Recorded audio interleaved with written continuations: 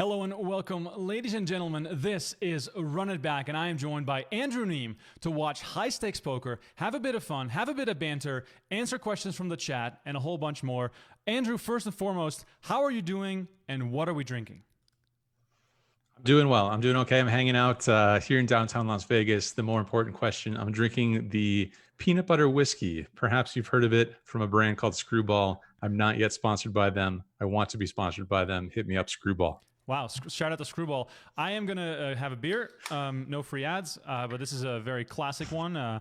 Some would say it's a international flavor. Of course, drinking, taking it a bit easy this week with the drinking, trying to lose some weight during the quarantine. Lots of pizza lately, but I think that one of the best things we can do during this time is to enjoy some poker together. Everyone in the chat, welcome to the show. Appreciate you all watching. Let us know, where are you watching from and what are you drinking, because obviously those are two very important things. Andrew, high stakes poker. I'm going to run the intro. Let's talk about it. I'm going to let the audio run very quietly. But how do you sort of think back of this iconic poker show? I think back on it incredibly fondly. This has to be my favorite poker show of all time. This is the original, the original and the best cash game poker show in the world. I don't know what episode we're about to watch, but chances are I've probably seen it at least 3 times, and I'm pretty excited. I did get a chance to meet the creator very recently. I met the creator of High Stakes Poker, a guy named Michael Bevan, and he, great guy, awesome guy, lives in Los Angeles. He was working on some game shows along the way before coming up with the idea for High Stakes Poker. And he told me a story about how he came up with the idea. He was at the restaurant Noodles at the Bellagio, and he was having lunch or dinner with another producer. I believe it was Maury. It was Maury, Maury Escondani. Having a meal with Maury. And in walks Johnny Chan, and Maury knew Johnny. And Maury asked how Johnny was doing, and Johnny said, "Not good. I just lost a $70,000 pot to Phil Ivey, so I thought I should come walk it off and get some food and take a break." And Michael didn't really know too much about cash games or anything about cash games. He didn't really know what cash games were. He was very familiar with poker tournaments, but that was sort of like the moment where the concept came to be. Wow, that's awesome, man. Wow. I mean, of all the guests I've had on this show so far, no one has opened the night with a story like this, which is incredible. I had heard that story from Maury's side before, and the funny thing is that it took quite a bit of convincing some of these players to play for real cash with their cards being shown. One of the reasons also why Phil Ivey wasn't part of the first season or the second season or I think the third season. I think he came in on season 4. But here we are, iconic lineup. Eliel Ezra, Phil Ivey, we have Negreanu, Gus Hansen, Tom Dwan, Antonio, and then Dario Manieri as well, who gets absolutely wrecked in this show, by the way. Where is Dario Manieri? If anyone knows, let us know. Let's start by listening in a little bit, because I remember Ivey being in tremendous spirits during the show, and it might have had something to do with the fact that he was running quite well.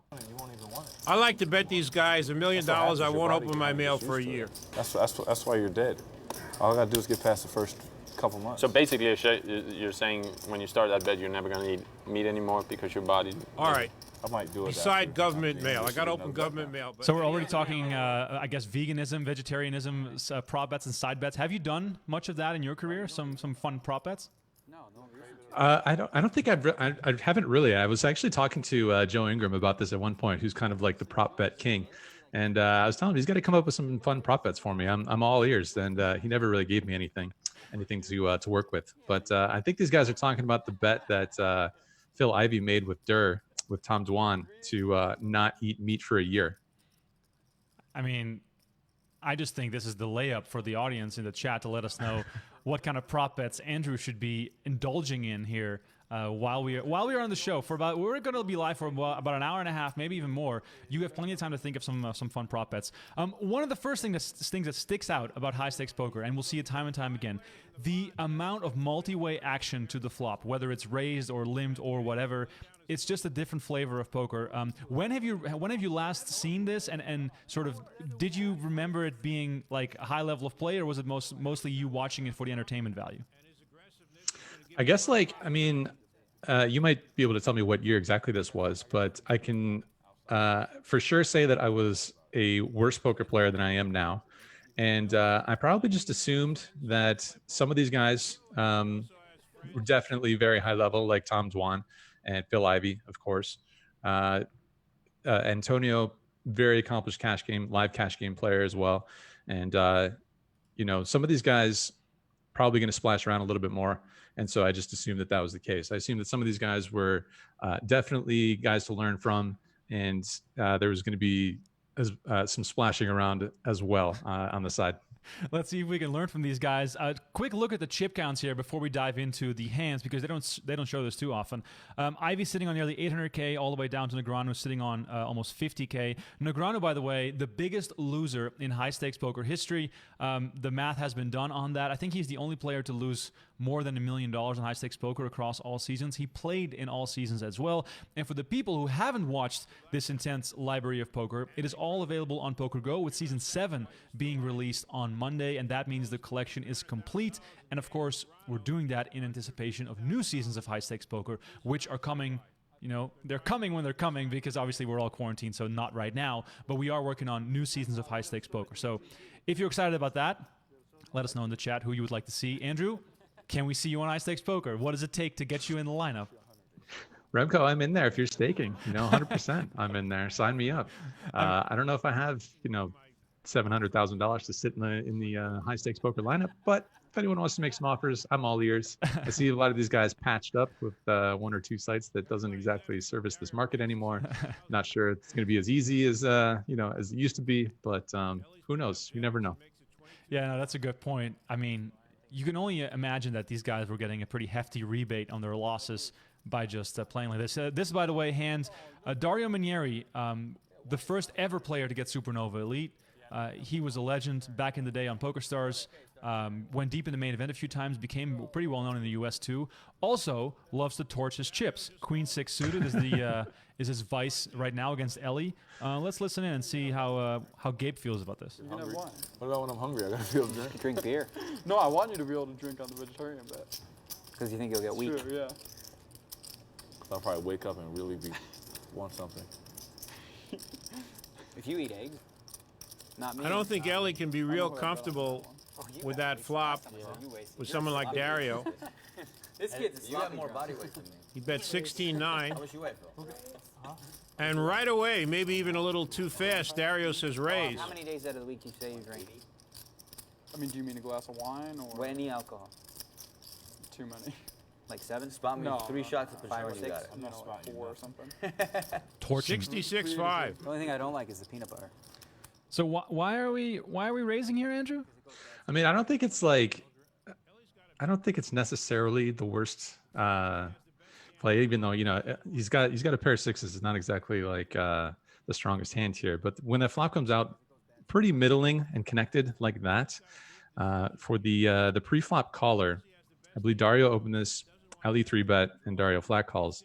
Usually that flop is going to connect with the caller more often than it is with the pre-flop 3-better. And so I don't know if it necessarily matters what hand exactly Dario has when he sees that flop. I think he's going to try and, use that range advantage and try to put Ellie into a tough spot here.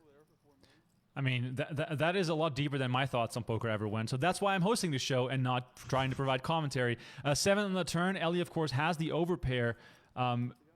Pretty tough. Yeah, that's a pretty good card for Ellie because it removes a lot of the set possibilities and 2-pair combinations, and it just makes it less likely that Dario has actually connected that strongly with this board, with this flop. So it's, Ellie, I don't think is one to fold and overpair too often. And it seems like if Dario were even to keep his foot on the gas here, seems unlikely, just kind of knowing Ellie and combined with that factor of there's a lot of combinations that are tougher to have now. Yeah, it goes check on the turn, 183,000 in the middle, 10 on the river. Goes check. Dario just gives it up. It's kind of interesting that he just gives up there because it's almost impossible that his pair of 6s is ever going to be good. So he's probably a little bit unhappy with himself that he checked back on the river so quickly without even really pondering and thinking about putting in a bet on the river.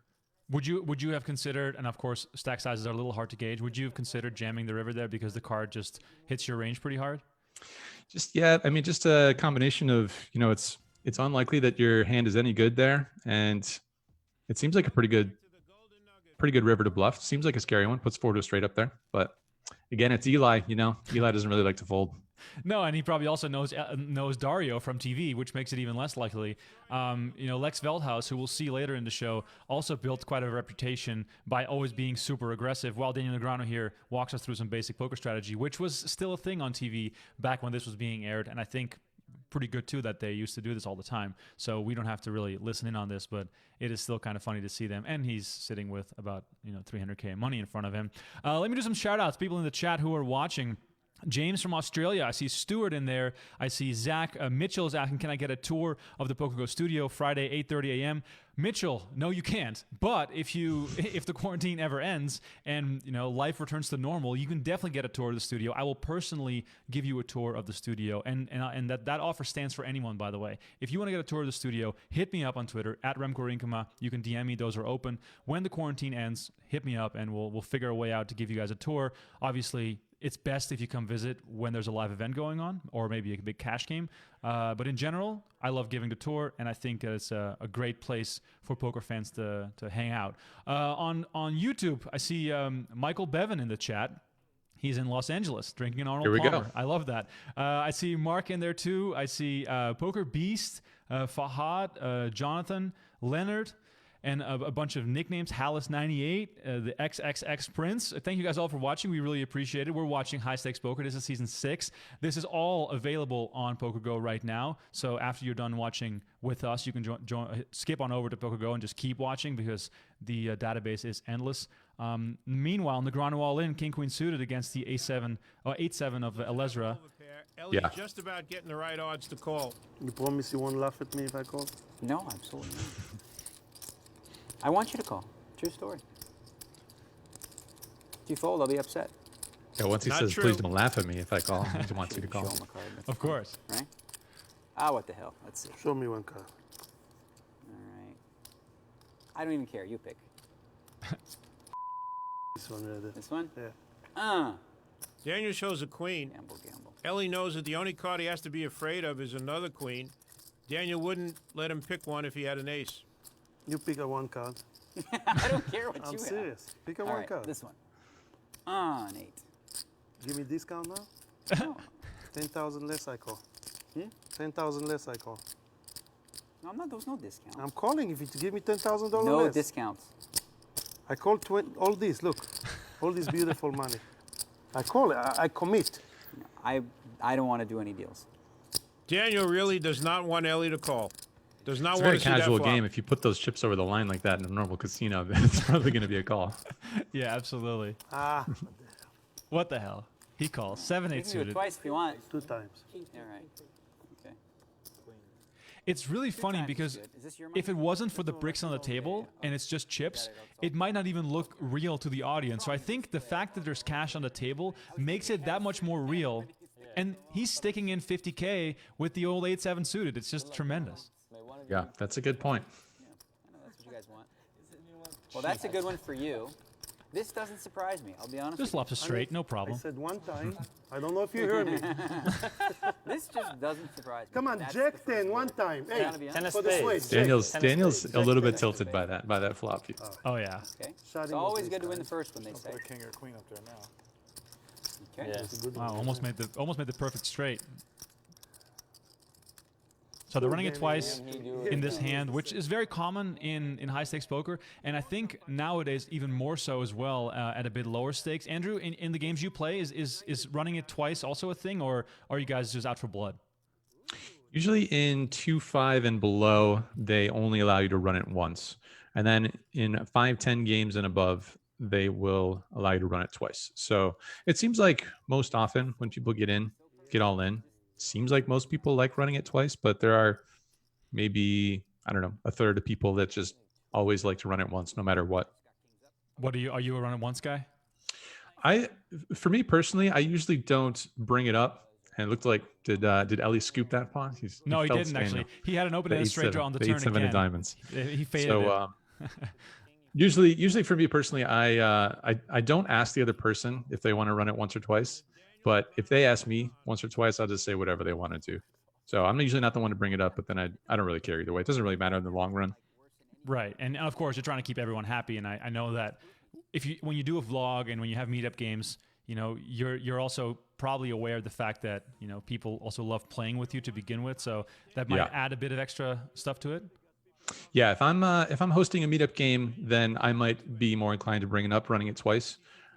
Just I don't really want to see if people double up through me, that's fine, but I don't want to see them go broke and leave. So if we split the pot more often, that's probably better for the game. I just noticed that our stream has been killed on YouTube. I don't know what's happening for the people on Facebook. Bummer. Glad you're still with us. I have no idea. We didn't even talk about Corona. We talked about Modelo. It's a different beer, guys. Come on, what's happening here? Okay, so people on Facebook, we are just gonna keep this thing rolling. I'm gonna try to restart the YouTube. I guess I don't know what else to do. It's kind of crazy. Could it be the alcohol? Andrew, you're the YouTube specialist here.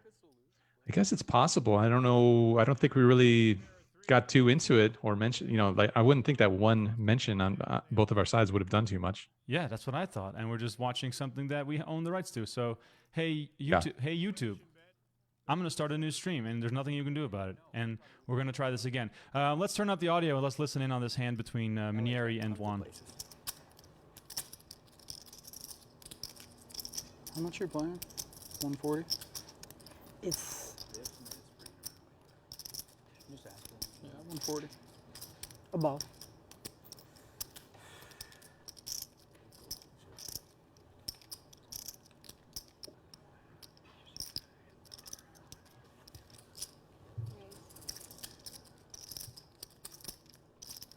Dur raising to 32-9.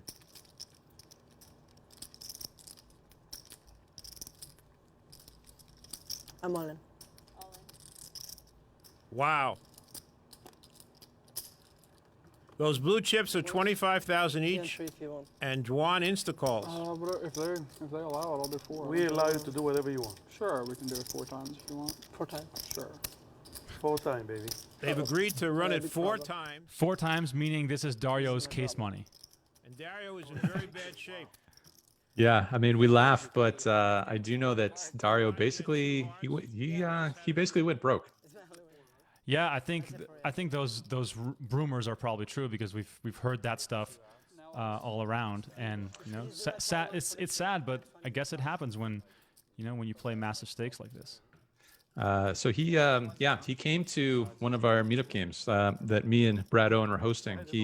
I don't think he came specifically to come to a meetup game. I think he saw some games were running at the Treasure Island Casino, and he came and he was playing some 2-5 no limit with us. Wow, that's crazy. That is kind of insane. Did you get a chance to talk to him at all, or? I did not. I didn't really get a chance to talk to him. He wasn't there for the whole thing, and I was hanging out with some other people. But yeah, I've seen him around. I've seen him around those stakes. I mean, I hope he's doing well. I mean, all the jokes that I make are just jokes, and let's not take that too seriously, and it's never fun if someone goes broke, but it probably also has to do with the fact that his volatile style is not something that, really helps his bankroll preservation, to say the least. Sure, yeah. I mean, the style that got him up there probably brought him back down to earth a little bit, but I wouldn't put it past him to be able to get back to the glory days. I'm sure that he's a crusher in 2-5 and 5-10 and a bunch of live stakes. But looks like today at high stakes poker was not his day. Yeah. All right, we are back on YouTube. So I don't know what happened. Apologies to the bots that shot us down. We're going to try to keep the show running on YouTube as well now. So for everyone who's tuning back in, thanks for bearing with us here. The Facebook stream, by the way, uninterrupted, still running smoothly. Andrew, what are the biggest stakes that you've ever played before? And did you take a big part of your piece of your own action, or did you sell some pieces? Yeah, I think the biggest game I played was the 5-5 with a $5 ante game at Live at the Bike, and I think that game probably played somewhere in the neighborhood of like a 25-50 or a 50-100, something like that. I sold somewhere around 40% of myself for that. The game was not only those stakes, but it was crazy with the lineup that was in there. There was this guy who goes by the name Bitcoin Yoda. He was in the lineup. So I can only assume Bitcoin multimillionaire played. I think his VPIP was literally 97% throughout the entire show. I respect that. That's kind of awesome. Yeah, so it was madness. Pretty crazy. Aside from that, played like 5, 10, 20 PLO. I think that's probably the second biggest game that I've played. I mean, you are you like very careful and cautious, or are you trying to also move up and take calculated risks in order to win a significant amount of money in one session if you sort of get the opportunity? Yeah, I think I guess kind of both. Like, I'm not going to be looking to risk too much of the net worth in any one game. Happy to like sell some pieces if I find a good game that's playing bigger above my head. So I'm happy to get in there. I'm definitely looking to move up in stakes. Not looking to just chill, like in the 5-10 region. Always looking for growth. And I think just like personally, both like personally and professionally, I'm always kind of like looking to grow and advance. And so just hanging out in any one particular stake, not really going to be the play for me. Well, I love that attitude. And I think if you're staying at the same stakes for too long, that stagnation is also probably hurting you. And there's probably a case to be made that, by the way, we're watching an awesome hand. I'm just talking and trying to figure out this YouTube issues and doing 7 things at the same time, but it's actually a really fun hand. So let's just listen. Gus has to feel that he probably has the best hand here. Raised to 21,000.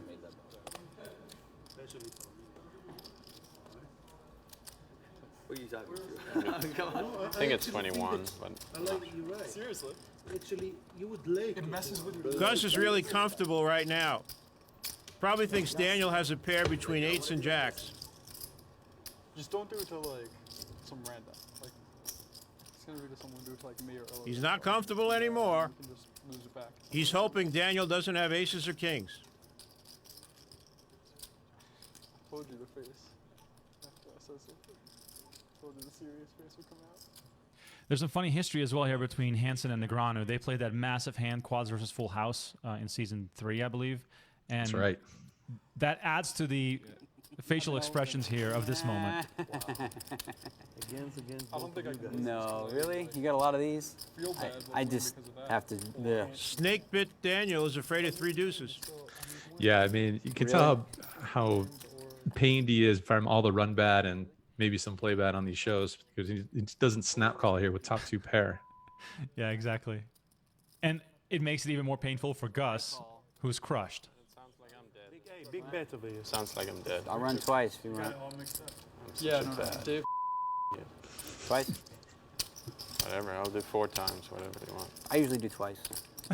Gus wants to do it 4 times, does not want to get shut out in this pot. So Gus just flat call pre-flop versus Daniel's raise, and then he sort of like felt like he had the trap on and just felt like he had to go with it with, strong overpair. Feels like Daniel can have a worse overpair a lot of the time. I think Gabe mentioned it. We could have like 10s or jacks or something like that.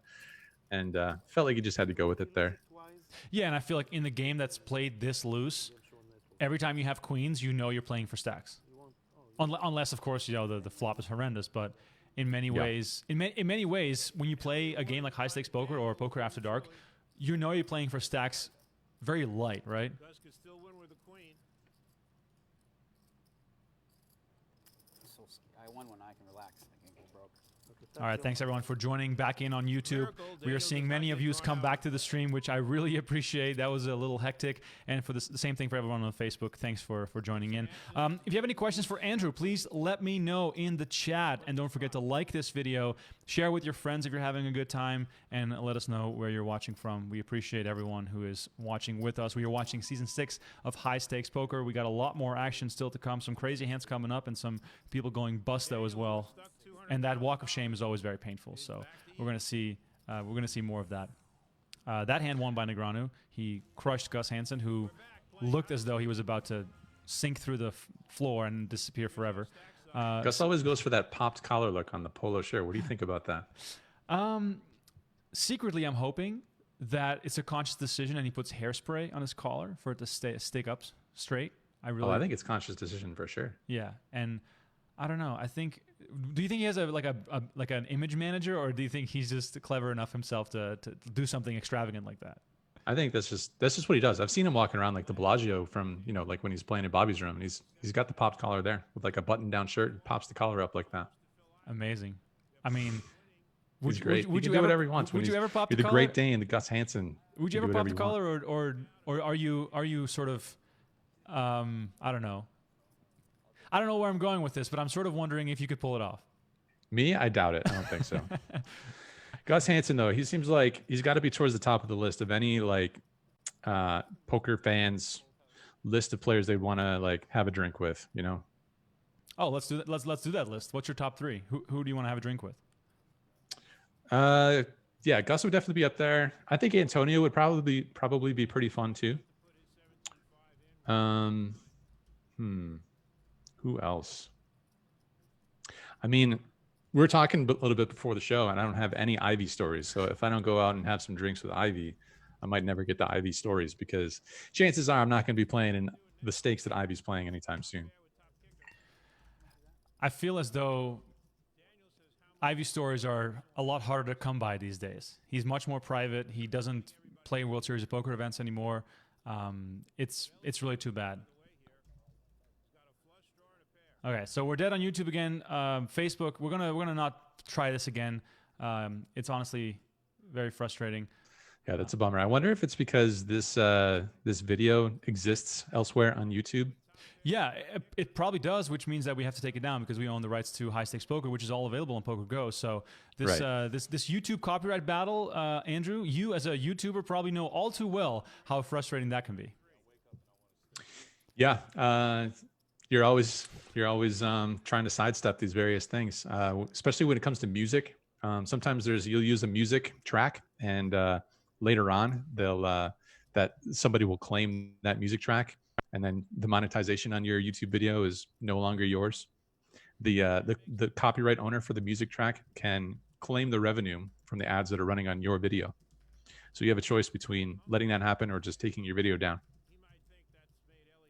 So YouTube, the fun, the joy of all of it. Yeah, and we haven't had issues with this before, so we'll go dive into that. And yeah, this is a bit strange, but anyway, we are live on Facebook. I mean, one less chat for me to worry about. Thanks, Claire, for letting us know that it works fine on YouTube. Thanks, Chris, for watching. Mitchell's still with us here. VJ, Troy, Zach, a lot of people watching with us, and we really appreciate it.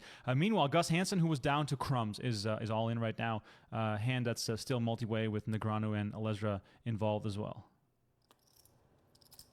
All right. I guess I get to see it no matter what, right? This would be a sick bluff if he is bluffing, but that would be a sick bluff by Ellie. Daniel says sick bluff because Ellie can only win Daniel's money if he's bluffing.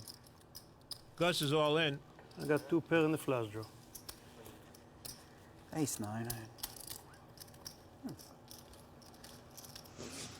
Daniel has like what's known as long-term tilt in these cash games. From all the run bad and all the bad results, he gets visibly annoyed and visibly tilted in a lot of these hands on this show, which I guess is kind of understandable. I mean, the guy's only human, and it's just funny, you know. You sort of assume that like these guys are professionals. They should, you expect him to be sort of like, you know, ice cold, ice in the veins. But a guy like Daniel, he always wears his heart on his sleeve, and you can just tell that he's like pretty tilted by some of these developments. Do you think it has to do with sort of PTSD from the previous seasons of him not being able to win on the show? It's probably a combination of things. Like it's definitely some of that, and then who knows what else is going on in the guy's life at this time.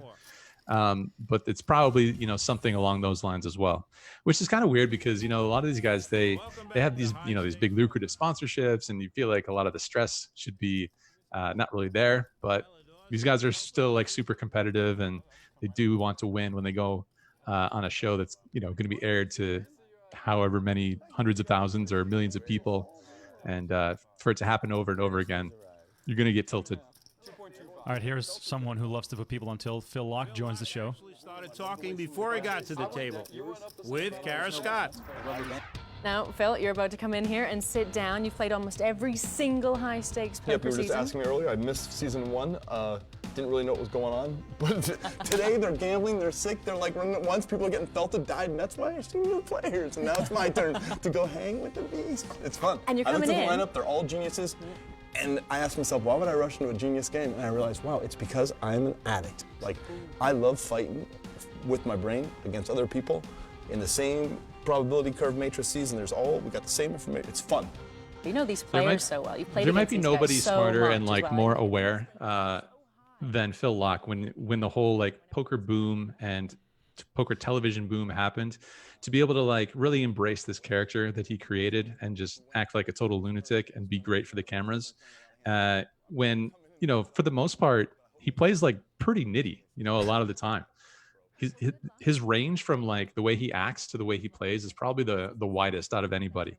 And he's so smart to like recognize that if he acts this way, there's a lot of benefits that can come from that. Yeah, and I think that for someone like Phil Locke playing high-stakes poker, he probably knows that he's an underdog in the game, but just by having that stuff added to his profile and creating more fans and people to play with, he'll get into different games, or when he plays like the World Series of Poker, he'll have more fold equity. I think all that stuff plays into the mind of someone like Phil Locke, who is always going a million miles a minute. Smart guy. He's definitely a smart guy, smart, aware fellow. Yeah.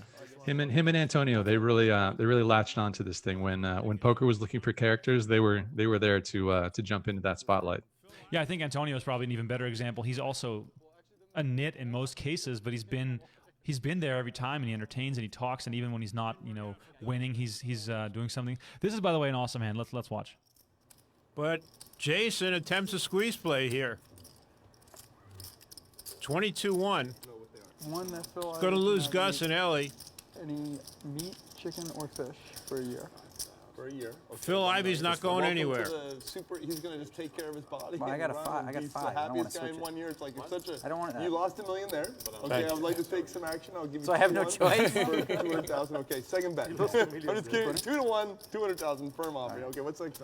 Ivy just calls. And then the other one's 2-1 that I win 2 bracelets. Looks like Gus Hansen is throwing in the towel for the night. We're losing. Good flop for Phil. No ace, no king, no queen. We're losing If Gus. Jason didn't have it before, it's unlikely he has it now. Jason does have an inside straight draw. Would make a straight with a 5. And he bets 28-7. Let's see what Phil does here. We know he's not going out. I'm up 3 and we're going for 4. Yeah. 1, 2, 3, shoot. You're up 1,000. Meanwhile, they're playing rock, paper, scissors in the background for $500 a pop. Who was going to lose the $4 million? No, All of us. No, he just offered. No one. We offered $3 million. You offered Ivy $3 million raises for who 50,000. No, we offered like 1. All right, let's hear it. Is this the moment to stick it in, or? It's, yeah, I can't really blame Jason for doing what he does here. Eventually, I know what he's going to do. I think it's a pretty weird raise by Ivy to put in there when it's such a dry board, and I'm not exactly sure what he's doing when he raises with 9s there, especially like after what he decides to do. After Jason does go ahead and jam all in there. So Jason's always going to have aces, kings, queens, jacks, and he's got some backdoor equity going on to go along with the gut shot, as well as an overcard a lot of the time. So he's going to have equity a lot of the time to go along with what I think is probably a range advantage. And it's just really interesting that, like, Phil, I would love to hear Phil's thoughts on this hand, at least of this episode and maybe of the season. I would love to hear what Phil's thinking when he puts in the raise there, because you can see he's like not very happy with how it's played out. And then he just decides, well, I put all this money in here. I guess you got me. I'm just going to have to put the rest of these chips in there. Yeah, it seems like he put himself in a pretty bad spot there by raising a lot of the time. Yeah, that's why this hand is so bizarre to me, because it seems as though Ivy raises without a plan and had no idea that this was even an option for Jason to go all in. So that makes this hand so fascinating, because Ivy seemed dumbfounded by Jason pulling the trigger. So he seemed almost willing to give him the money for making a move like that. And now we have almost $500,000 in the middle, and Jason has 7 outs, which is just insane. About putting me 200,000 in with my 2 queens. It's starting not to feel so bad. I mean, I see. That's a great line from Gus. Starting not Says, to I'm feel starting so not to feel bad. so bad about putting $200,000 in there with one pair of the queens. Exactly. And he people, just doesn't care how like crappy he makes the other person feel who's all in for a 400K pot. And people that are watching have to realize that this was when Jason Mercier was on the come up. This was his first shot on high stakes poker. He basically runs this massive bluff on Phil Ivey, which busts his whole stack, which is just crazy. He doesn't really know how to look or act. I know Jason pretty well personally. He's an awesome guy. He's been in huge spots before where things haven't gone his way. For him to pull the trigger on Ivey in this fashion is just something that I'm just very excited about, that he does that, and of course it backfires. But then also keep in mind that during the big 1-for-1 drop in 2012, the first time that a tournament was ever hosted, won of course by Antonio Esfandiari, it was Jason Mercier who had aces versus kings all in against Antonio with, I believe, 15 or 16 left for a third of the chips in play, and Antonio wins that hand. So there's a few spots there in Jason's career where if things go the other way, he would have maybe made his profile even bigger or won even more money, but never afraid to stick it in, and then this time it backfires, and he leaves immediately. So we've lost Gus, we've lost Dario, and we lost Jason, almost back to back to back. So this table is about to get some new blood, and Phil Locke, of course, has just joined, and he's trying to spice things up a little bit here with the ace-9 offsuit. Paid off his $1 million bet with Dwan. Look at how much Actually money have a there's whole on the table. barbecue, right? Let's just respect the bricks here. It just looks incredible. Ellie's sitting on like 200K in cash alone. I hope. I mean, I can only assume that when Poker Central brings back high stakes poker, the bricks of cash will be there. Let's just assume that that's a given. 100% has to. Okay. It has to happen. Like I'll make phone calls if I have to. Not that anyone listens to me, but I will oversee the fact that we have cash on the table. It has to happen. And of course, this hotel room like suite setting adds to it as well, because it makes it feel as though you are part of this underground game that you're watching. Yeah. Right. This is one of the most legendary hands of all of high stakes poker. All right. There is about 18,000 out there already. Both Phil and Antonio are goading Dwan into raising here, hoping that he doesn't. But he does. And enter the wild card madness card. That's 25. I don't even have one of those. He goes right to the exploiting me, and he knows that I have to give up 5 chips to call. 5 instead of just 1. A cool 25,000 raise with 8-9 of spades. Should be 100 more. He's the best. He's just torturing me. So when I try and get in with 1 chip, he puts in 2. There might be the best. So it's a 1 blue chip? Yeah. Ellie's big winner. He might take a shot. 1 blue chip. A lot of people at home call it a 1 blue chip. Just 1 blue chip.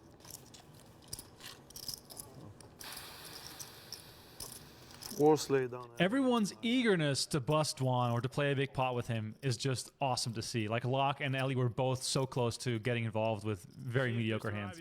Yeah, I mean, they just know that he's going to be squeezing there relatively wide, or at least much wider than the general population that they play against. And here's the clash everyone's been waiting for. Dwan misses.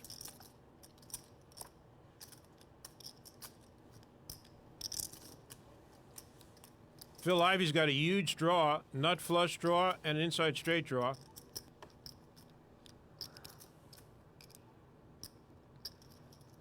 I love how it gets quiet too. Ivy and Dwan are playing a hand, and all of a sudden it's quiet. Like Gus and Daniel are playing, and they're just like chirping back and forth. Ivey is analyzing the hand. It's very possible that Tom Dwan has a set. He raised 25,000 before the flop.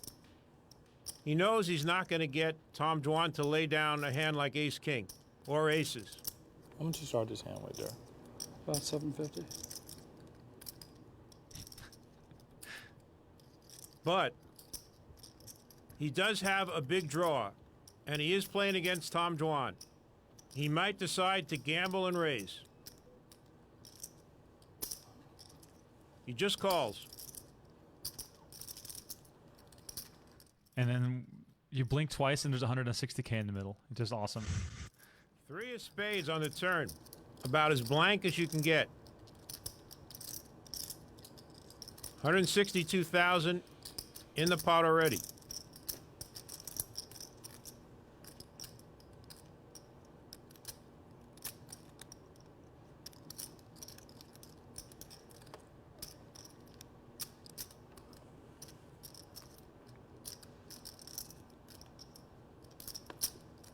The man with 9 high bets 123-2. Phil Ivey has a big decision now. He feels he's behind and is trying to figure out if he can get paid off if he makes his hand. If a diamond comes, can he get any money out of Dwan? If a jack comes, is he just going to split the pot?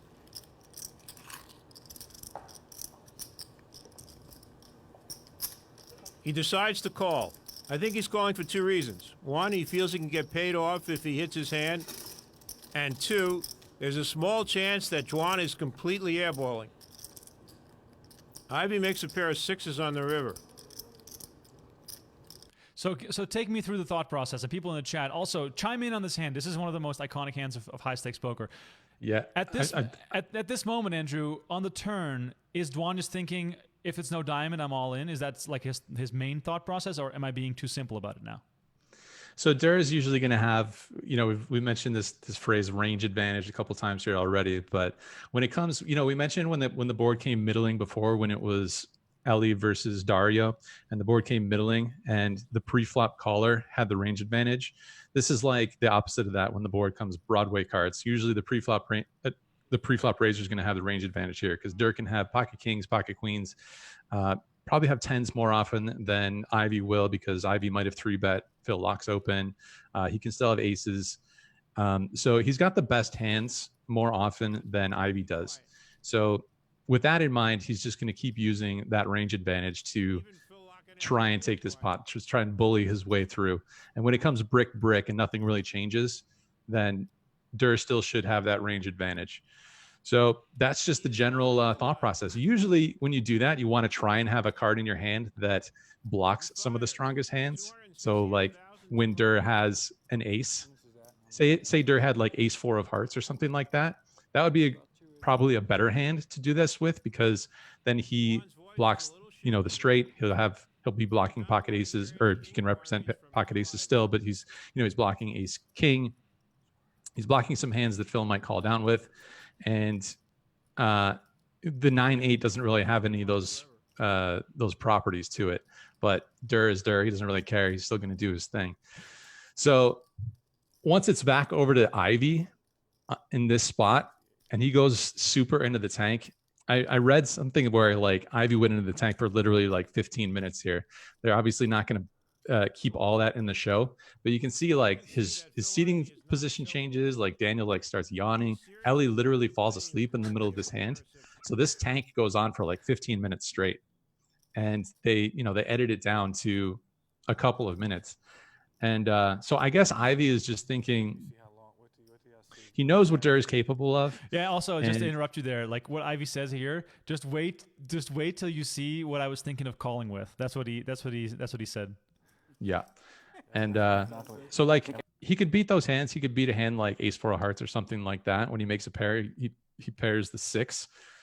He can beat his airball hands. I don't know if he expects Dur to show up with like this much air, when he doesn't have any blockers to the strong hands. And, back then, I don't know if this was the thought process. It's hard for me to really get inside Ivey's head and speak for him or speak for Dur or whatever, but that's like, about as good of the analysis as I can do for a Dwan versus Ivey hand. Let's listen in to this last little bit here. Wow. Wait till you see how long, wait till I see what I have that I'm taking this long. I'm not going to believe this one. No, you don't. Yeah, I do.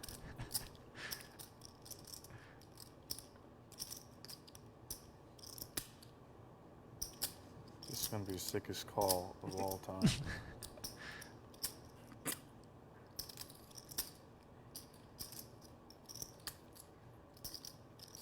Dwan really looks nervous. What Phil Ivey's trying to decide is he really nervous or is he acting nervous? His eyes start watering. That's how long The truth is, he is really nervous.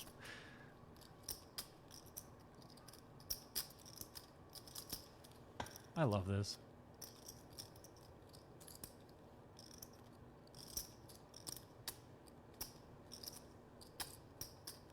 This is the most agony I've ever seen Ivey in. It's crazy that he thinks about this for this long. that he considers calling with this hand. Okay, let's see. Let's think about this a little bit.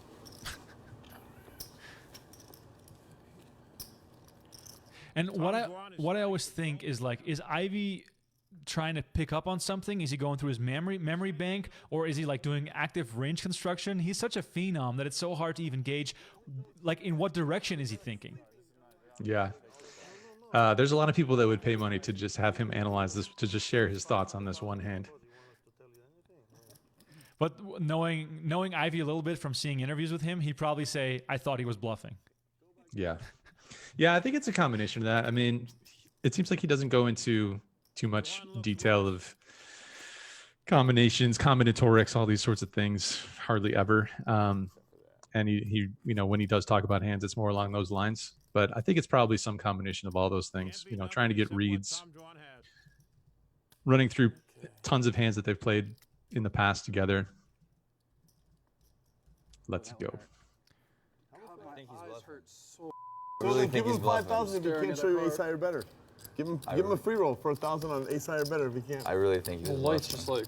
What's wrong with your eyes? Because I was staring at the same card the whole time, and something about the lights must really... You had the hand. Let's go.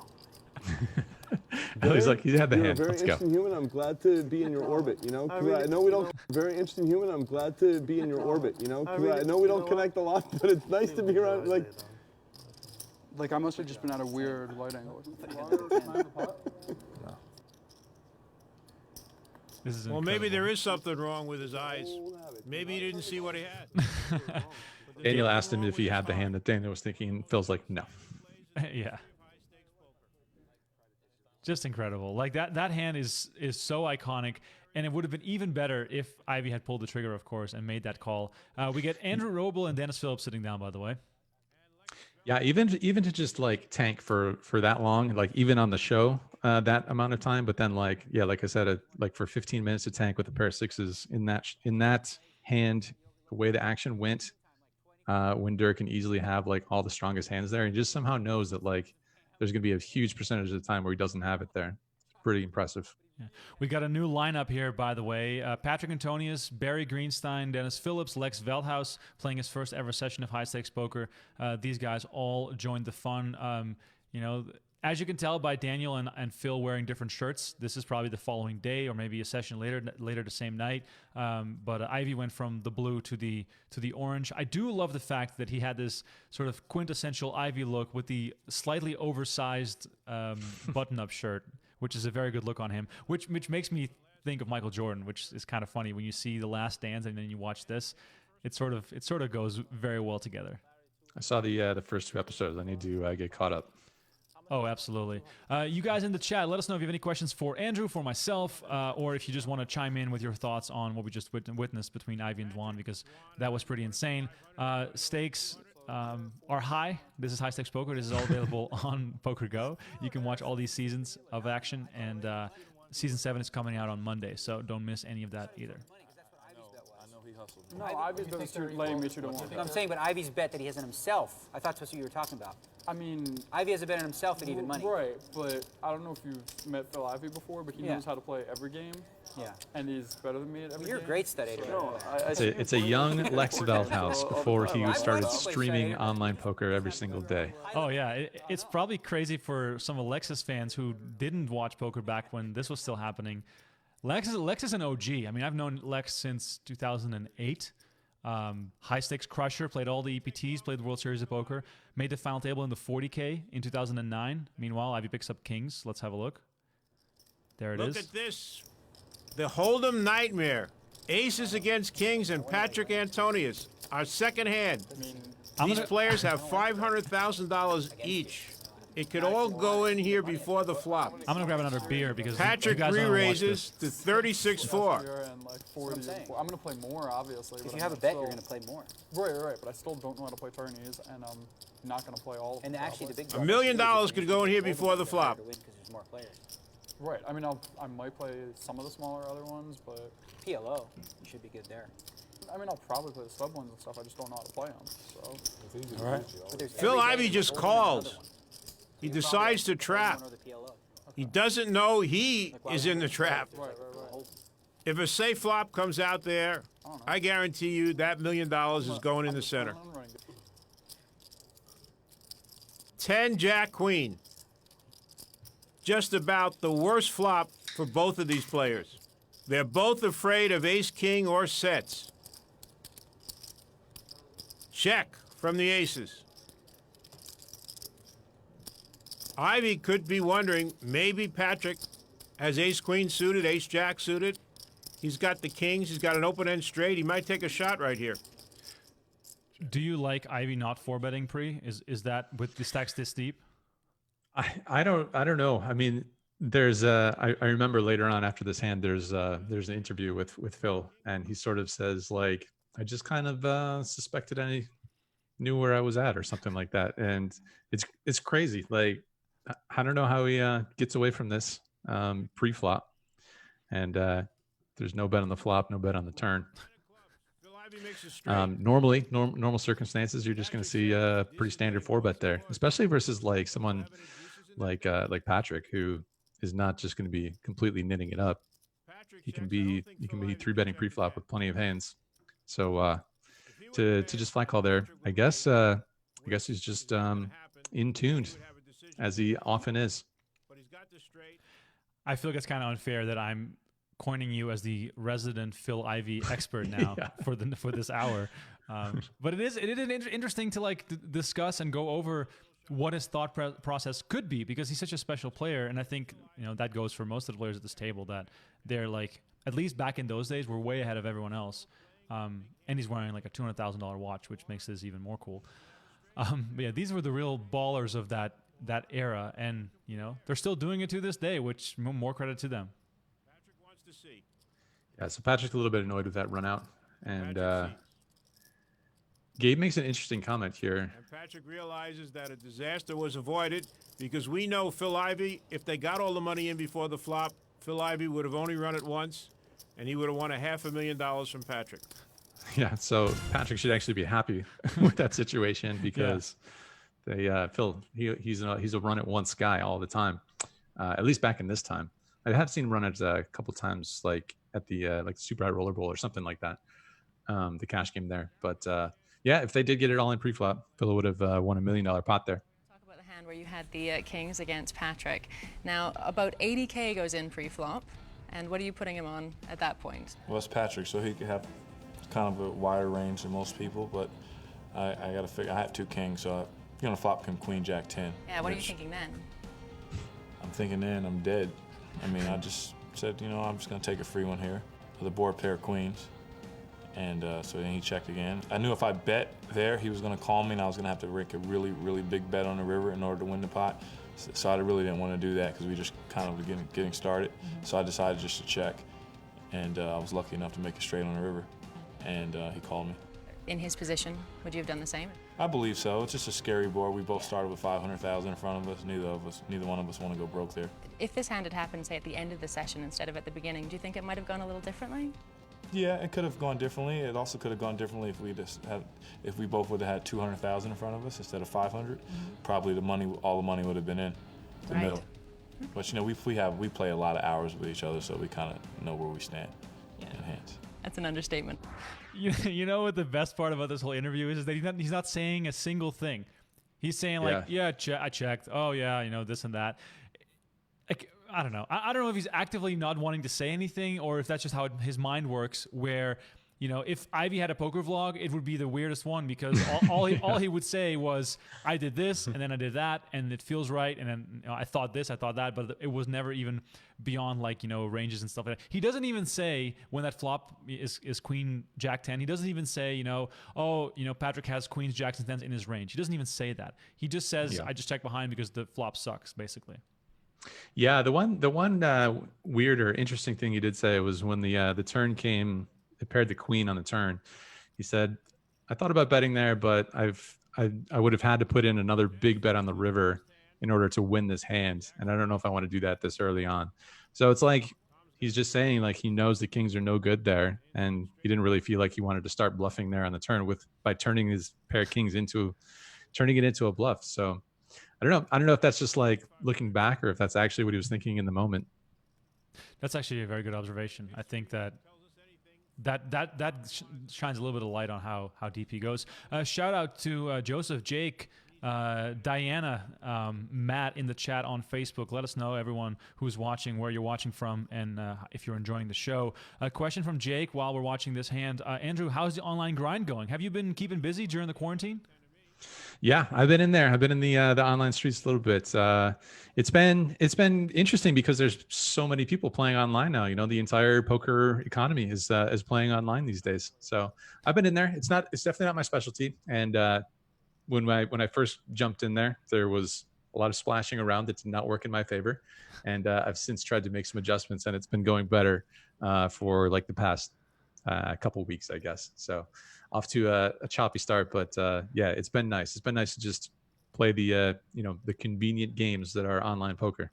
And is it also nice to have a break from your continuous travel and all the vlogging, and you're one of the busiest guys in poker, but now with the quarantine, you're literally stuck at home. Like, no one can tell you, Andrew, make some content, because you can't go anywhere. Yeah, I could make some content, but it's not going to have the most desired aspects, which are the poker hands.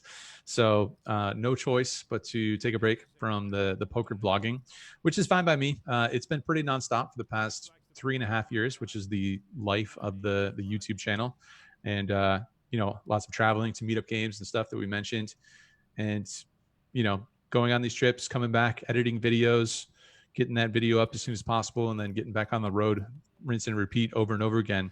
It's nice to just take a little bit of a forced break and hang out at home, and just play the online poker as mentioned. Luis says he's watching from New York City. He's been watching your vlog for years. Thanks, Luis, for also watching this video. Thanks, Luis. Andrew appreciates it as well. Also, very young Andrew Roble here, who's been he's been in the streets for many, many years, probably from when he was 21 years old, when he was first allowed to play these high stakes, and still one of the big crushers living in Las Vegas, playing the biggest stakes games. Fellow Michigan State Spartan, Andrew Roble. Wow, shout out to Michigan. That's the that's the green team, right? That is. And the other ones are the blue team. Yep. Okay, good. You got it. That's my knowledge about college football. That's how far it goes. There's a blue team and there's a green team. You got it, man. Very good bet. London the top, same deal. And a good call by Patrick. He's got the best hand and is the only one with a diamond. Good call, Patrick. 9 to 1 or something. There's the flush. No, maybe not. I don't know. I mean, that's my random first thought. Daniel's made it straight. Your random first thought is a steal. 12,000. That's not good. It should be to make something. That 12,000 bet might not be a bluff. Daniel may feel he has the best hand.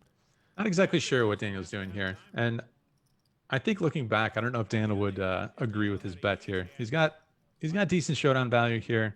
I'm not too sure if he's turning this into a bluff to get like a hand like Patrick's to fold, or if he's going for value versus a 2-pair type hand. It's a little bit unclear. Daniel must know he's in trouble now.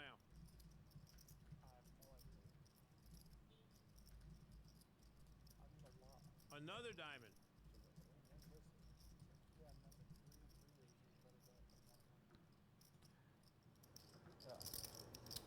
Really? No, maybe not. Daniel bets 15,000 on the river.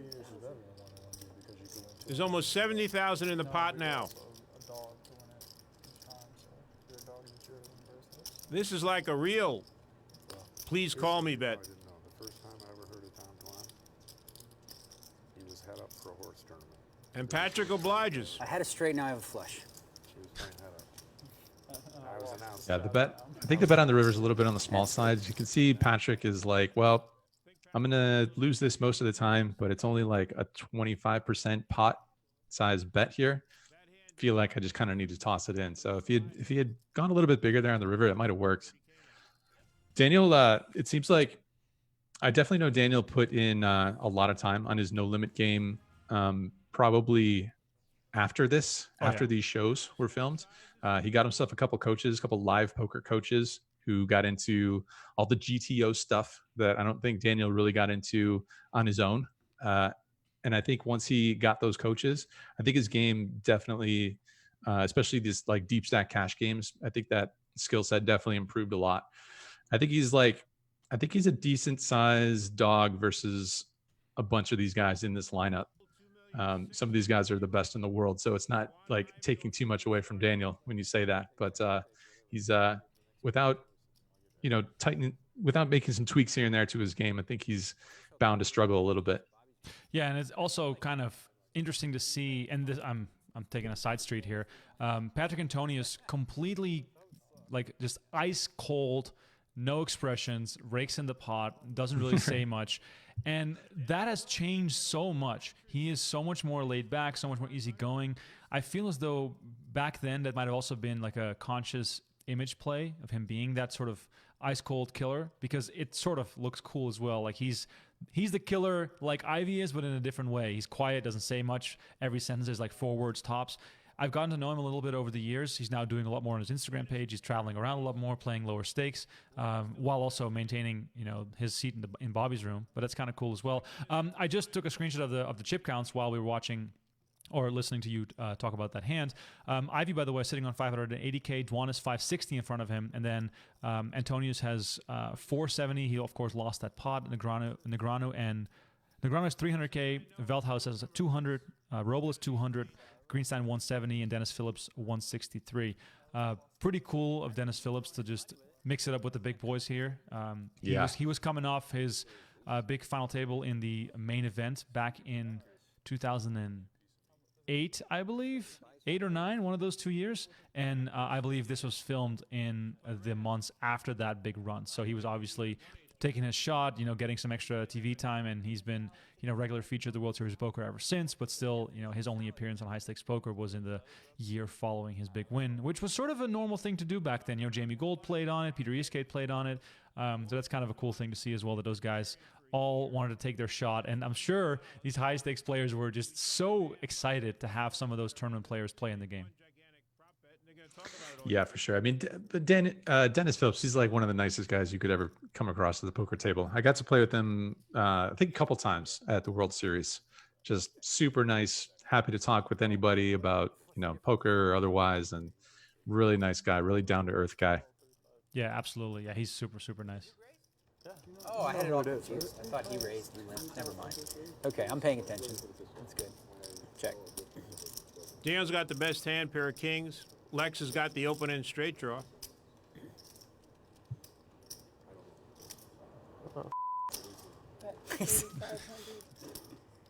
Lex is the best. Yeah.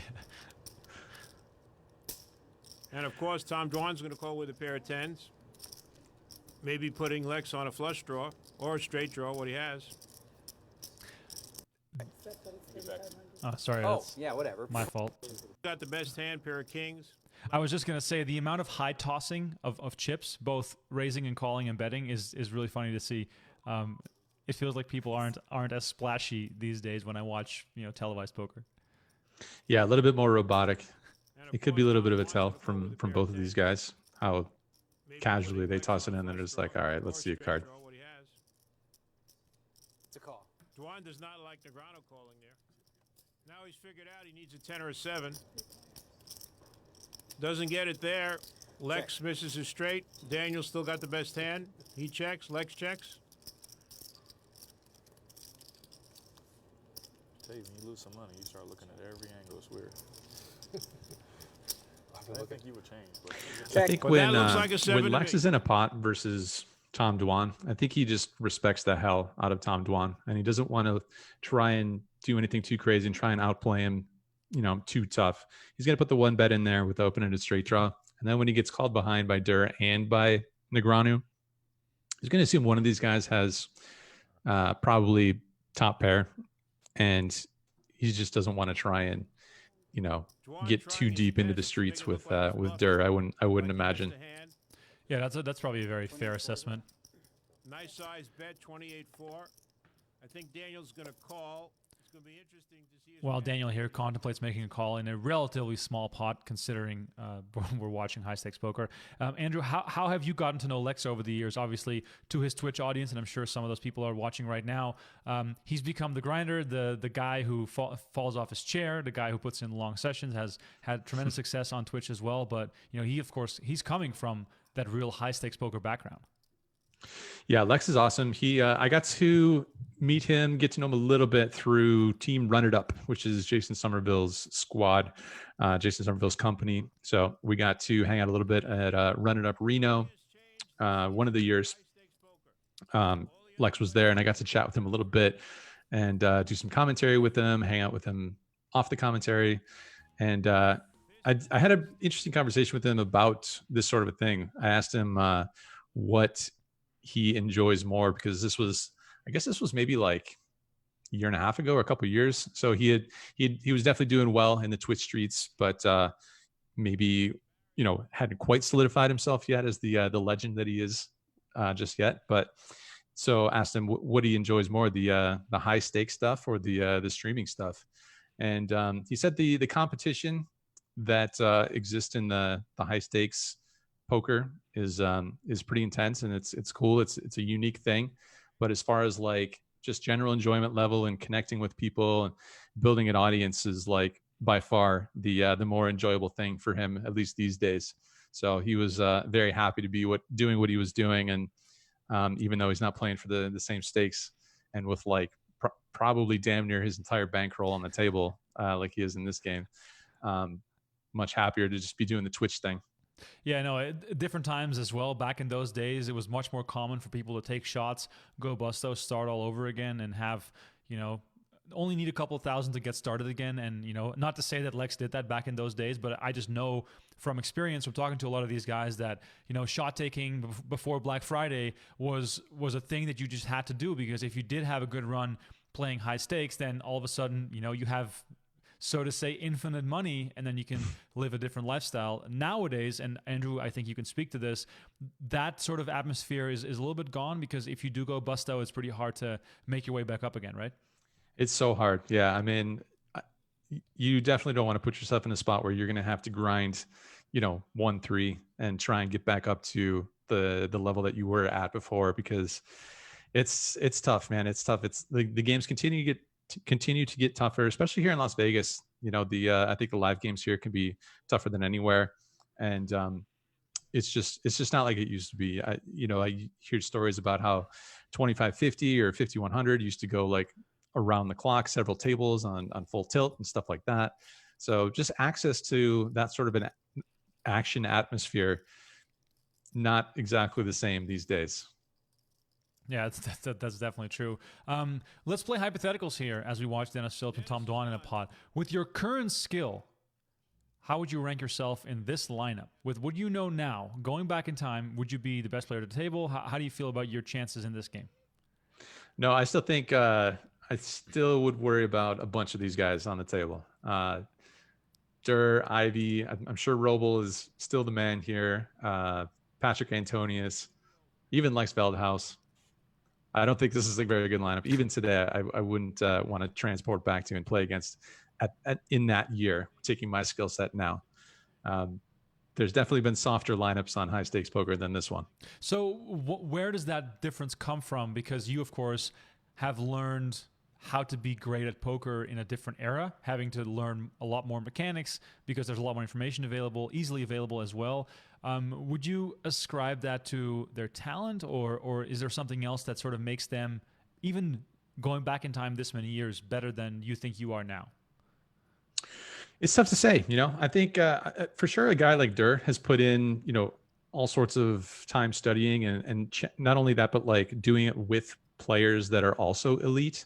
And so I think he probably had like the best combination that you could ask for when it comes to getting better at poker. So I'm sure he had some sort of a natural knack for it. And then also put in the extra work that his natural abilities didn't provide him. And then on top of that, spent time with like, Phil Galfond was probably, I assume, one of his best friends. And so having a mind like that to work through poker with and get better at, not only like the strategy aspect, but putting yourself in a position to succeed in poker in general from a more meta standpoint. I think all those factors are going to lead to a lot of success. And so, I don't think that I would imagine that like in each of those categories for myself, it's probably not quite up to the same, the bar is probably set a little bit lower. So probably haven't put quite as much time into studying as him. My friends are great, but they're not Phil Galfond. And I'm not sure my natural abilities are as great as Tom Dwan. So just all those, that combination of things. Yeah, and of course we are watching some of the most legendary names and faces in the game. So it's also kind of unfair to start comparing you with guys that have been playing like Bobby's Room type games for well over a decade, even leading up to this point in many cases. Ivey, and this video is on our YouTube channel. Ivey had his breakout moment, which was a losing hand, but still against Moneymaker in the 0-3 main event. Busting just before the final table. With Moneymaker rivering him to get a big chip lead. So he's been playing since you were like in college at some point. So yeah, these guys are of course all legends, and it's super cool to watch that we have this sort of moment in time to go back to. And the style of play has changed, but as you also mentioned a few times already, these guys are still playing at a very, very high level, even compared to how the game is being played right now. Sure. Yeah. I mean, Andrew Roble, he's playing in the biggest games in the generally, well, I don't know about, I'm sure there's maybe some private games that play bigger, but the games that we know of, he's playing in the biggest ones. Yeah, absolutely. Shout out to Rupert in the chat. Thanks for the love. Richard as well. If you guys have any questions for Andrew, we have about 15 minutes left here of footage of high stakes poker. We got some cool hands coming up. It's been a lot of fun watching these hands from back in the day. And you guys have to know, please like this video and watch the rest of high stakes poker on PokerGO. Season 7 being released on Monday. Then we have all 7 seasons on PokerGO, and you can watch it whenever you want through the app or on the website. There's just infinite poker to watch, especially very helpful here during the quarantine. So here's an example of Patrick being able to mix it up, which makes that first hand of the episode, that Aces versus Kings hand, pretty interesting. To where Ivey did not 4-bet pre-flop. You see Patrick just getting after it here with the 8 high. He does have a gut shot, and he turns the flush draw. So it's a pretty straightforward card to barrel there, I think, on the turn once he picks up all that additional equity with the flush draw. But you can see Patrick's not one to just knit it up and wait for hands. He's going to be in there mixing it up. And Ivey does really consider it, which is like, or do you think he's just posturing at that point? No, I think you can tell. I mean, he just knows that his hand just kind of sucks in that spot. I mean, it's king high. It's definitely beating. It's beating the bluffs still, but it doesn't have any sort of, any. It's just nothing. There's just nothing going on there for his hands. Dwan chipping up nicely here, over 600K after winning the hand off Dennis Phillips earlier in the hand, of course, versus Negreanu and Veldhuis. We're in season 6 of High Stakes Poker, so there was one more season after this. High Stakes Poker is coming back to PokerGO. TV, who knows? When the quarantine is over, we'll figure it out. But that is very exciting to think about that this is coming back. Lex getting spicy here with the King Deuce suited, and Phillips calling with Ace King. I really wonder if Lex's decision was influenced by Patrick trying to throw his hand away. Now Patrick calls. There's 3 other people in the pot. He's going to take a shot with Queen 6 offsuit. Check. And will you look at that? Lex's determination is still intact. He's going to continue. 12,800.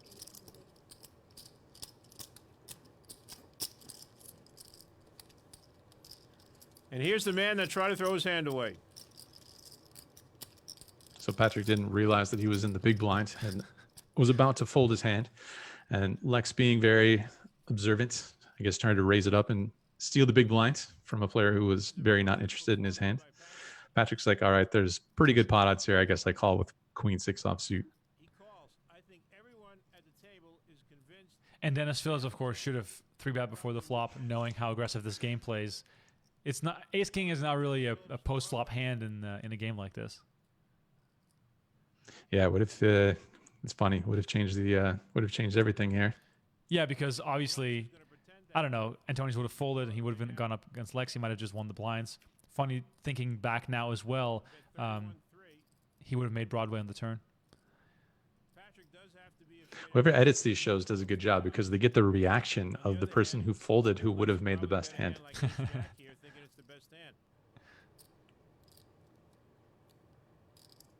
Lex continuing on here, is that something that you see a lot of reason to? He does have a king, so he's got the blocker to ace king. He was the pre-flop raiser. It's unlikely that anyone else is going to have too strong a hand here. Patrick pretty much generally face up has a queen here a lot of the time, and Patrick's Lex has a pretty good hand here to barrel with and represent the Broadway, but he gives it up on the river. Once again, I think he respects a player like Patrick Antonius and doesn't want to get too out of line against. Yeah, and he gives up, which is smart. The old Lex that I knew was known to barrel a lot. A famous story for Dutch people who are watching right now. EPT Dortmund, I believe season 3 or 4.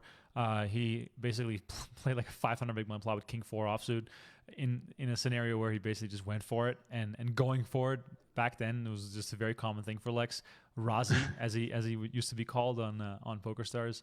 And we used to do these things called Lex Diaries, where my colleague Frank Opdewoord would interview him, and they would talk for like an hour. And we put a video on YouTube, and he would just like talk about his life and high stakes and everything that he was playing. And he built up a massive fan base in the Netherlands by being so open about his swings and going broke and playing high stakes and all this sort of stuff. And this was sort of the culmination of that. He played on the feature table of the World Series of Poker back in 2009 after he had made the final table of the 40K, the anniversary event, where he busted out against, I believe it was Donnie Stern, ace-queen against ace-jack.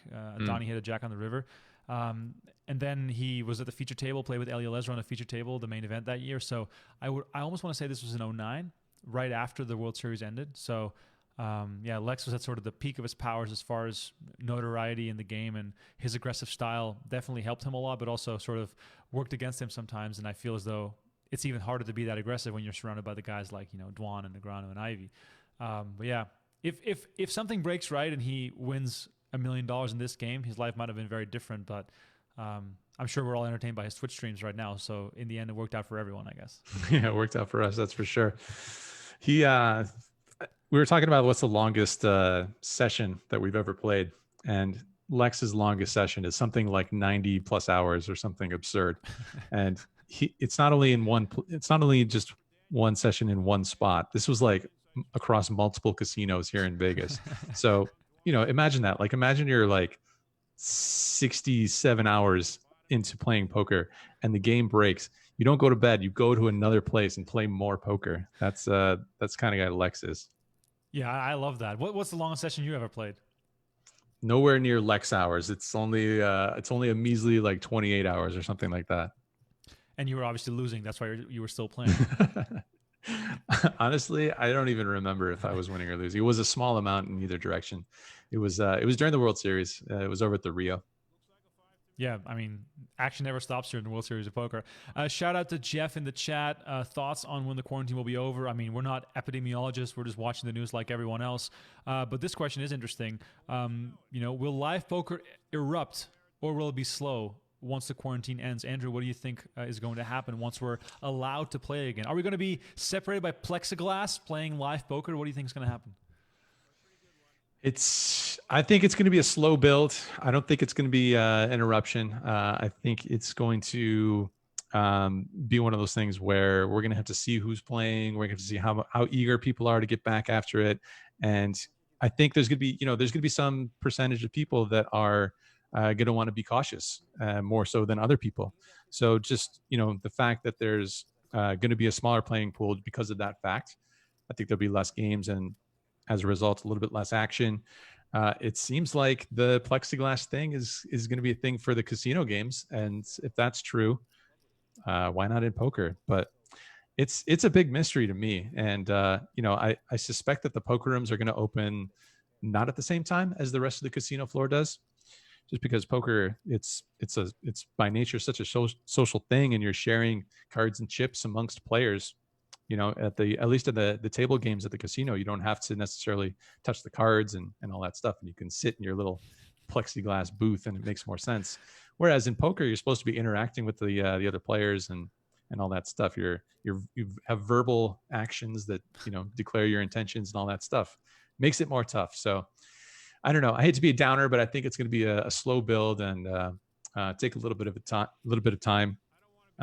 Online poker is going to fill the gap here for probably a decent stretch rest of the rest of the year. But I'm as interested as everybody else to see how it all looks and how the casinos do in terms of reopening and getting the poker rooms back up and running.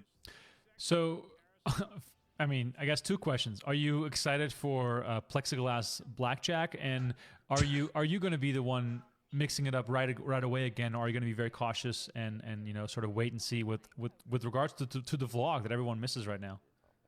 Yeah, honestly, I don't think that it looks all that intriguing, the plexiglass blackjack. It looks honestly slightly depressing, if I have to say. And I can't imagine that that's like, all that enticing for a lot of people to come to Vegas and get back in there and have that sort of party atmosphere. There will be some sort of pent up demand from some people. So some people will be coming back out as soon as possible. And I get messages from people asking when they should reschedule their flight to. But I'm just gonna play it by ear a little bit and see. We have the Bravo system, which is what most of the rooms are hooked up to see what games are running. So you can start there and see what games are running, and then if it looks like there's a handful of 5-10 games going on in Vegas, maybe put on a mask and walk through a casino and see what's going on. For now, I've honestly been enjoying the online poker thing. And I'm sure I can figure out a way to make content around that to where it's interesting and informative. So I can explore that as well. And I'm generally just planning on doing that for the short to midterm. Yeah, it's a weird time. Like, we really don't know what's going to happen. And one thing I do know for sure is that your first vlog back in action is going to get a lot of views. Because people are going to be like, oh my God, poker is back. What is happening? You're going to walk through the casino. Everyone's going to have like these face masks on, and people are going to be wearing, whatever contraptions to stay safe. And, I mean, yeah, I think I guess that is one motivation to get back out there and capture it, it'll be the only time that we'll be able to see like the first handful of games that are running following something like this. Because something like this has never really happened in our lifetimes. So capturing that and getting it on the vlog and being able to report back to the YouTube audience there's value in that for sure. And then the downside being that the people who are eager to play right when they're allowed to are probably the people who haven't been taking this quarantine too seriously to begin with. So you might be in a weird spot there where you have to maybe wear a hazmat suit to feel safe. Yeah, but those might be the true gamblers, Those might be the people you want to get in there and mix it up with. Yeah, that's a good point as well. Action continues. We're watching Season 6 of High Stakes Poker. If you're just tuning in, we got a few minutes left here on this episode. Lots of action we've already covered. If you want to go back in time and watch that, you definitely should, because we watched the epic hand between Tom Dwan and Phil Ivey, where Dwan went for it on the river with a massive bluff, had air, and nothing but air. And Ivey almost called him with a pair of sixes that he made on the river. So we're doing this every single week, Thursday, 7 p.m. Eastern time. I'm watching High Stakes Poker or World Series of Poker or whatever else we can find in the archives with a guest. So let us know in the chat or in the comments who you want to watch this with, or which show you want to watch. Last week we did the 2005 WSB main event with Mike Matisow. That was also a blast. He, of course, had some interesting thoughts to share on his battles with Sean Chacon. Iconic poker moments, obviously. Indeed. Can only imagine. Oh yeah, no, that's worth going back through. He had actually some nice words to say about Sean, and at the same time, he's told some revealing stories about him going to prison and having an addiction to painkillers and a whole bunch of stuff. And not to be outdone, Lex makes it 11, 6-8 of hearts. Well, I think we found a hand that Andrew's going to play and probably raise with. That's John.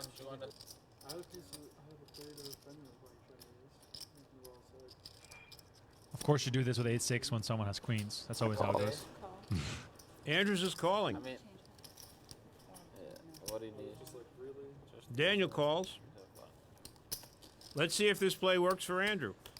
I think Lex is probably pretty happy to 3-bet versus Daniel's opens. A, he has position on him, and B, he might think of him a little bit differently compared to a player like Tom Dwan, who he doesn't want to play out of position against, especially. So I think a hand like 8-6 happy to get in there and put in the 3-bet. Unfortunately, not a lot of run good on this flop here. No, I mean, that was sort of the theme of Lex's appearances on high stakes poker. C-betting into a set or trips or bluffs not working.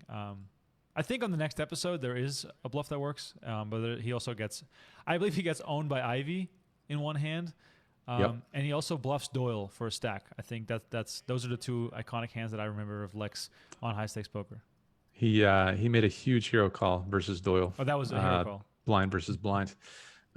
Lex, he ran really bad on this show, on this episode. And I remember him talking about how there was he sort of had to argue for himself to get an invite back into it the next day. And so he said, look at all this action I gave. Just, please give me another shot. Let me try and win some money back here. I feel like I'm good for the show. And the producers agreed, and they let him back in, and he had a much better second show. Yeah, it's crazy too, because I feel as though when you're stuck at the end of the session, you should probably get dibs on if you want to come back or not, because at the end of the day, they're risking their own money. I mean, some of these guys might get a rebate. I mean, I'm sure they all got a little bit of money, but there's hundreds of thousands of dollars exchanging hands. So it's not as though they're playing with play money. Lex bites. Yeah. 54. Lex has about 85,000 left. Andrew's probably thinking, if Lex has ace-king, is he going to call me if I raise that 85,000? He's not afraid of 3 aces. It'd be pretty unusual if Lex played the hand this way with 3 aces. But he is afraid of king 10. It would be conservative if he didn't raise here.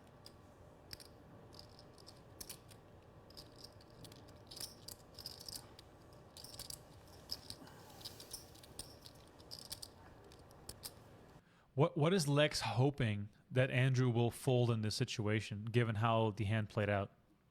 Yeah, I think probably just a hand like king queen, something that flop top pair that is now afraid of the ace, basically. So some sort of a situation where Lex is going to go ahead and represent a hand like ace king, and he's going to be a little bit shocked when he finds out what Andrew has here. He would not try and be bluffing a set of queens off, and I think he says something along the lines of, wow, I get a lot of respect here after Andrew only flat calls on the river.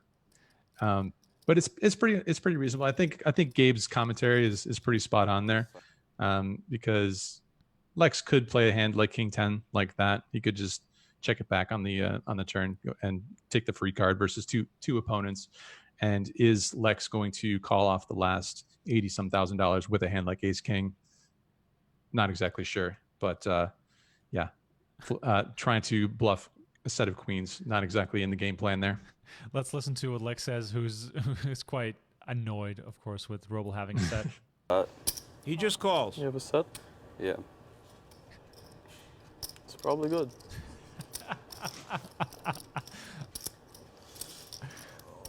Oh. Nice hand.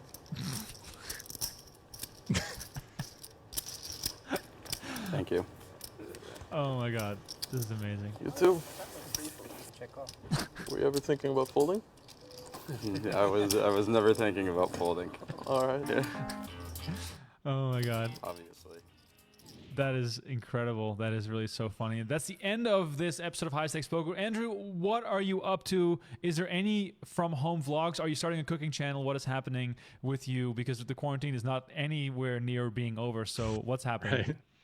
I can if you want to. I can probably start a cooking channel. It'll be bad cooking and it'll be a bad channel overall. But otherwise, I'm going to be doing some live streaming. I fired up the YouTube live stream yesterday, playing some online poker. I was playing some Pot Limit Omaha, which is definitely not my specialty, but it's fun anyway.